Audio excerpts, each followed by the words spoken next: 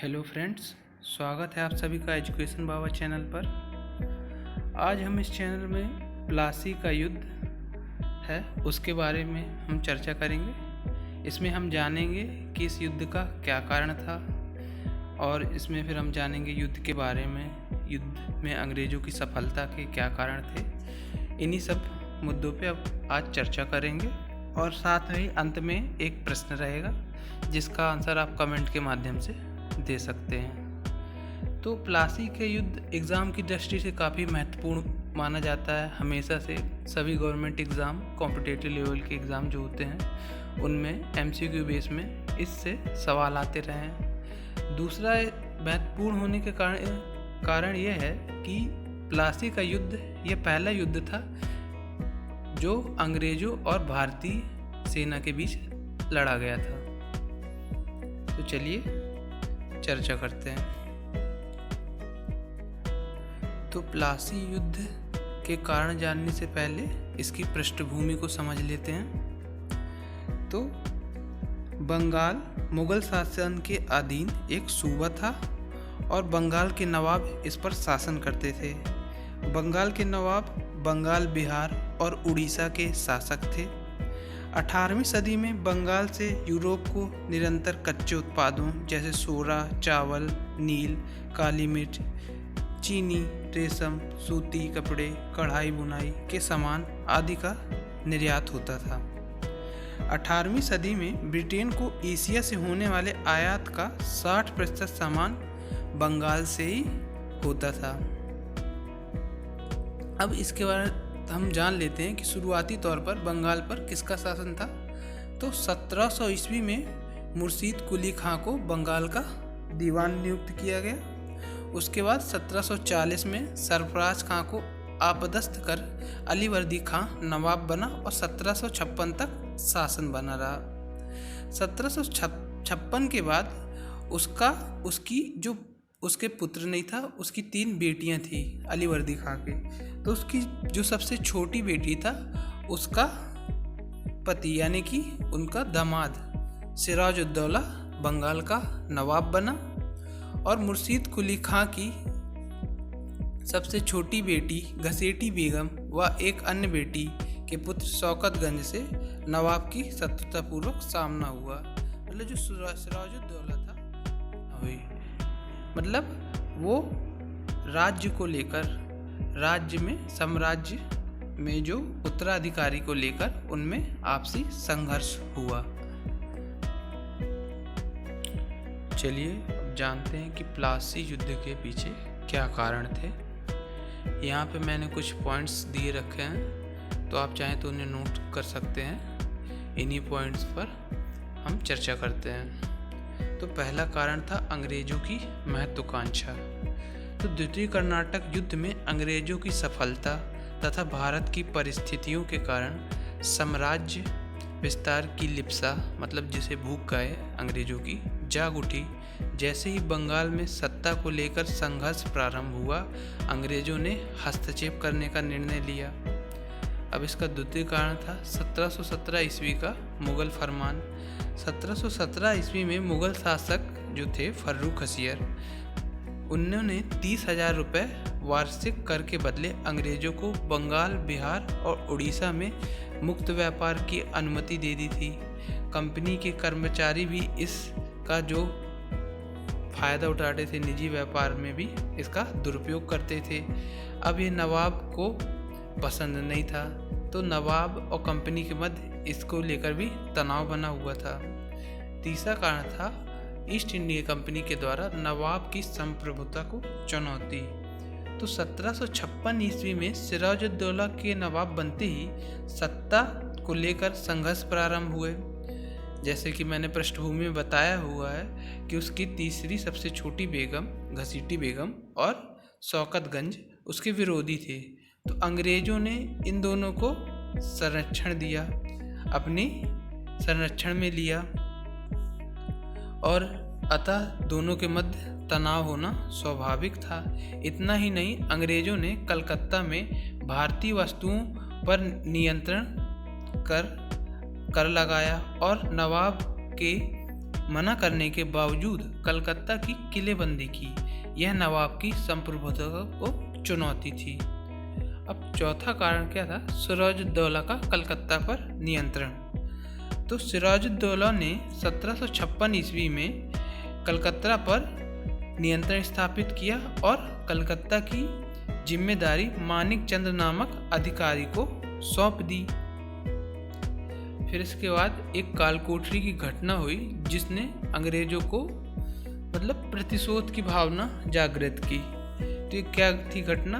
तो कलकत्ता पर नियंत्रण कालकोठरी की घटना को लेकर भी चर्चित रहा। हालवेल नामक एक ब्रिटिश अधिकारी ने इस दुर्घटना के लिए नवाब को जिम्मेदार ठहराया। आधुनिक शोधों में इन घटना की पुष्टि नहीं हुई है, लेकिन तत्कालिक तौर पर इसने अंग्रेजों को एकजुट किया एवं प्रतिशोध की भावना प्रेरित की। फिर इसके बाद का जो कारण था अंग्रेजों के द्वारा पुनः कलकत्ता पर नियंत्रण। तो इस घटना के पश्चात जो अभी कालकोठरी की घटना हुई है, कालकोठरी की घटना के पश्चात मद्रास से क्लाइव एवं वाटसन के नेतृत्व में एक सेना बंगाल भेजी गई। मानिक चंद्र को पैसे देकर कलकत्ता पर नियंत्रण स्थापित किया गया और नवाब ने अलीनगर की संधि द्वारा कलकत्ता पर अंग्रेजों के नियंत्रण को स्वीकार किया तथा किलेबंदी के अधिकारों को भी मान्यता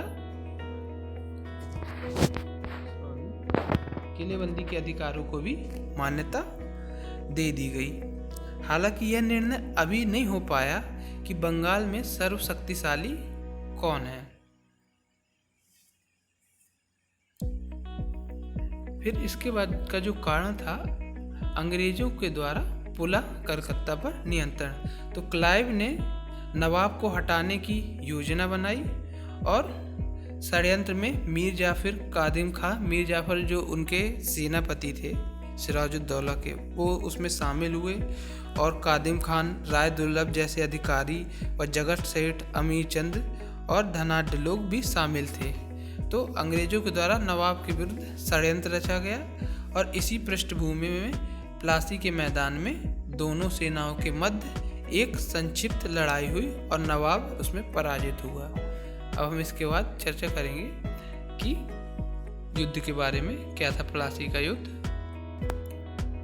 तो प्लासी की लड़ाई 23 जून 1757 ईस्वी को बंगाल के नवाब सिराजुद्दौला की सेना और रॉबर्ट क्लाइव के नेतृत्व में ईस्ट इंडिया कंपनी की सेना के बीच हुई। सिराजुद्दौला की सेना की संख्या लगभग 50,000 थी तथा अंग्रेजों की सेना की संख्या मात्र 32,000। परंतु सिराजुद्दौला के सेनापति मीर जाफर के षड्यंत्र में शामिल होने के कारण सेना के एक बड़े हिस्से ने युद्ध में भाग नहीं लिया। जब सिराजुद्दौला को पता चला कि उसके बड़े सेनानायक मीर जाफर तथा दुर्लभ राय विश्वासघात कर रहे हैं, तो वह अपनी जान बचाकर युद्ध क्षेत्र से भाग गया।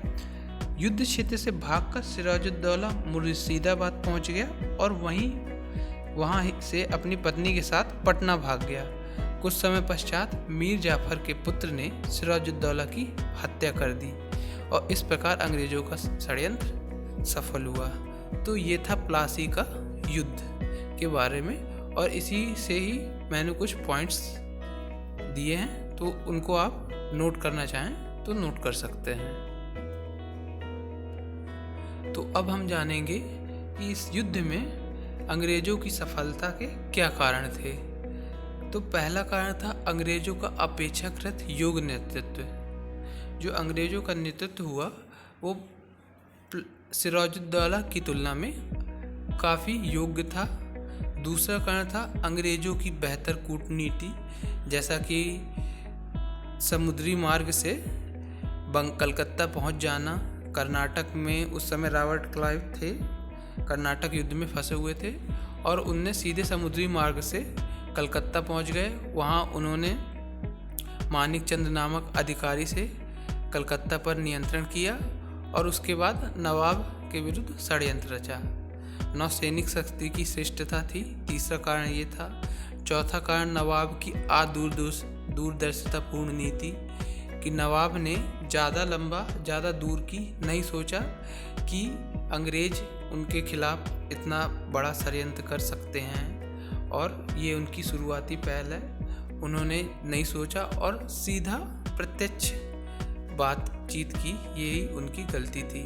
और चौथा कारण ये था कि भ्रष्टाचार एवं षड्यंत्र की जो नवाब था उन्हीं के सैनिकों, सेनापति और उन्हीं के जो अधिकारी थे वही करप्ट भ्रष्टाचारी थे और उन्हीं के खिलाफ षड्यंत्र में शामिल थे। और पांचवा कारण ये भी एक था कि नवाब के जो राज्य में और उनके सैनिकों में राजनीतिक एकता की कमी थी और राष्ट्रीय चेतना का भी अभाव था। तो अंत में इस युद्ध से संबंधित एक प्रश्न है। इस प्रश्न का आंसर आप कमेंट के माध्यम से दे सकते हैं। तो प्लासी युद्ध में ईस्ट इंडिया कंपनी का नेतृत्व किस गवर्नर जनरल ने किया था? ऑप्शन 1 है वॉरेन हेस्टिंग, ऑप्शन 2 है रॉबर्ट क्लाइव, ऑप्शन 3 है लॉर्ड डलहौजी, ऑप्शन 4 है लॉर्ड कॉर्नवालिस। इसका आंसर जो भी है आप कमेंट के माध्यम से इसका आंसर दे सकते हैं। दूसरा ये प्रश्न लॉन्ग टर्म में है कि प्लासी युद्ध के कारणों का वर्णन करते हुए स्पष्ट कीजिए कि यह युद्ध एक बड़ा युद्ध नहीं बल्कि एक विश्वासघात था। इसका आंसर आपको 200 शब्दों में देना है। तो आप ये एक प्रैक्टिस क्वेश्चन सीरीज में भी रख सकते हैं और इसकी प्रैक्टिस कर सकते हैं। चलिए, तो नेक्स्ट वीडियो में हम चर्चा करेंगे कि प्लासी युद्ध के क्या परिणाम थे। धन्यवाद। और अगर आपको ये वीडियो पसंद आई हो तो इसे प्लीज़ लाइक, शेयर और सब्सक्राइब करना ना भूलें।